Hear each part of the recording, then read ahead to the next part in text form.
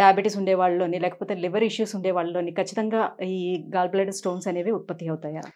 Gall bladder stones అనేది previously మనం ఈ లివర్ అండి, కొలెస్ట్రాల్ అండి, now it has become a life style disease అండి. ఇప్పుడు చూసుకుంటే గాల్ బ్లాడర్ అనేది it's a storage organ, it does not produce bile. Bile అనేది ప్రొడ్యూస్ బై ద లివర్. మనకి ఎక్సెస్ బైల్ని ఒక 50 to 100 ml store in the gall bladder. ఎప్పుడైతే మనం ఫ్యాట్ రిచ్ ఫుడ్స్ అంటే కొలెస్ట్రాల్ రిచ్ ఫుడ్స్ కానీ, ప్రోటీన్ రిచ్ ఫుడ్స్ కానీ తీసుకున్నప్పుడు ఇట్ విల్ స్టిమ్యులేట్ అండ్ ఆ ఎక్స్ట్రా బైల్ అనేది వస్తుంది. It's not a routine process. When ever we take excess of calories అనేది వస్తుంటుంది అనమాట.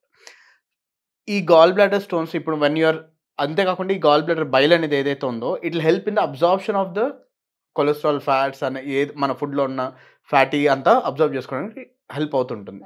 సో ఈ బైల్ అనేది మెయిన్గా consistence of bile salts and cholesterol.